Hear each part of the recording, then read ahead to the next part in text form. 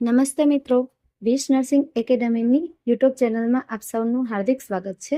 જેમ તમને બધાને ખ્યાલ જ છે કે અત્યારે સ્ટાફ નર્સની 1903 જેટલી વેકેન્સી માટે ભરતી બહાર પડી છે, તો એનું ફોર્મ કઈ રીતે ભરવું એ આપણે આ વિડીયોમાં જોશું। મોસ્ટલી બધા ફોર્મ ભરવા માટે સાયબર કાફે જતા હોય છે અથવા તો કમ્પ્યુટરમાં ભરતા હોય છે। આપણે આ જે ફોર્મ છે એ ફોનમાં કઈ રીતે ભરવું એ હું તમને શીખવીશ। થી પહેલા આપણે ગૂગલ પર ઓજસ સર્ચ કરીશું એટલે આવી કંઈક સ્ક્રીન ખુલશે। હવે આ જે ફોર્મ છે એ આપણે ડેસ્કટોપ સાઇટમાં ભરવાનું છે, એટલા માટે રાઈટ સાઈડમાં જે 3 ડોટ આપેલા છે આપણે ત્યાં ક્લિક કરીશું।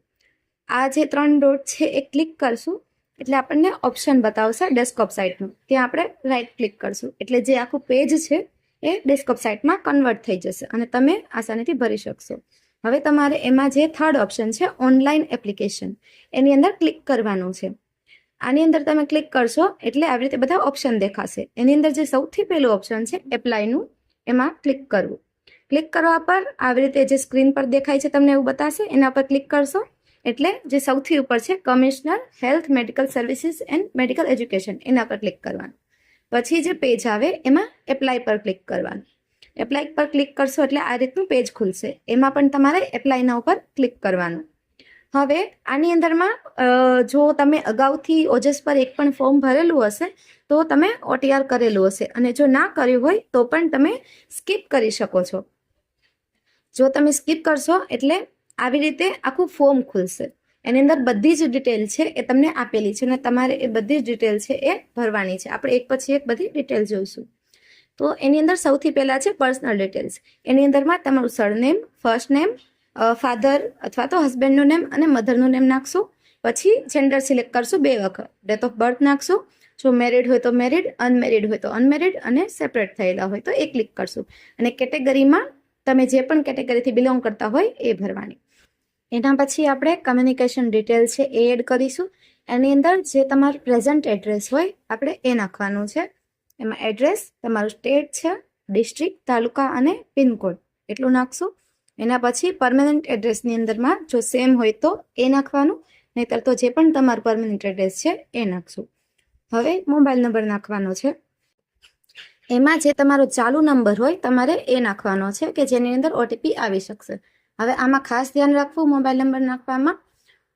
એના પછી આપણે ઈમેલ એડ્રેસ નાખવાનું છે અને ફરીથી બંને રીટાઈપ કરવાના છે। હવે ઘણા ખરાને એવું ઓપ્શન બતાવી શકે લાસ્ટમાં જ્યારે સેવ કરો ત્યારે કે એન્ટર વેલિડ મોબાઈલ નંબર, તો તમારે એપ્લિકેશનમાંથી બહાર નીકળી જવાનું અને થોડો સમય વેઇટ કરવાનો અથવા 1-2 દિવસ વેઇટ કરવાનો અને પછી ફરીથી ફોર્મ ભરવાનું, તો પણ થઈ શકશે। હવે તમારે એમાં અધર ડિટેલ્સ નાખવાની છે। અધર ડિટેલ્સમાં જો કોઈ ફિઝિકલી ચેલેન્જડ હોય, જેમ કે સેરેબ્રલ પાલ્સી થઈ હોય અથવા તો કોઈ પણ બીજી રીતે હેન્ડ અથવા તો લેગમાં કોઈ પણ પ્રકારની ખામી હોય તો એ પ્રમાણે તમારું જે લાગુ પડતું હોય એ ઓપ્શન ટિક કરવાનું છે। એના પછીનો ઓપ્શન છે બેઝિક નોલેજ ઓફ કમ્પ્યુટરનું। એની અંદર જો તમારે 10મામાં, 12મામાં અથવા તો કોઈ પણ જગ્યાએથી જો તમે કમ્પ્યુટરનું સર્ટિફિકેટ લીધેલું હોય તો પણ ચાલશે, અને જો કદાચ તમે ના લીધું હોય તો જ્યારે પણ ડોક્યુમેન્ટ વેરિફિકેશન થાય અથવા તો આખી પ્રોસેસ પૂરી થાય એ પહેલાં તમારે જમા કરાવવાનું હોય, એટલે તમે એ બી નાખી શકો છો। એટલે તમારે આમાં યસ ટિક કરવાનું।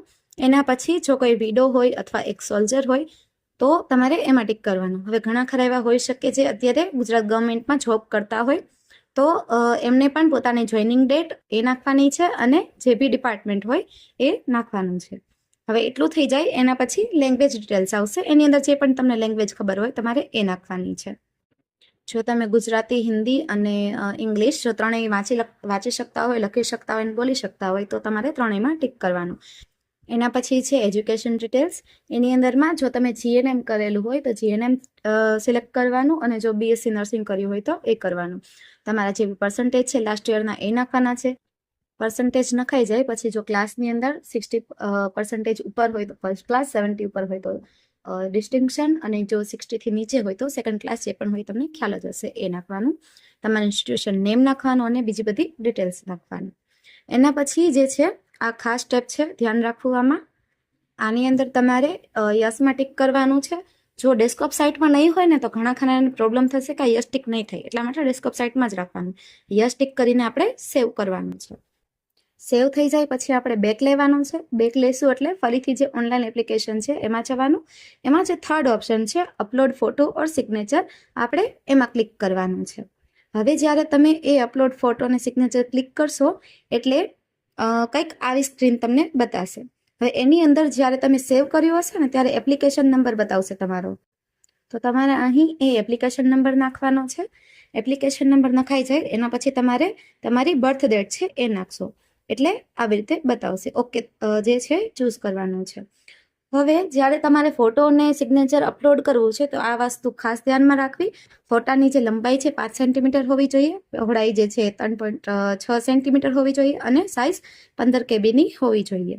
એવી જ રીતે જે સાઇન છે એ તમારે એક બ્લેન્ક પેજમાં કરવાની છે, બ્લેક ઓર બ્લુ પેનથી.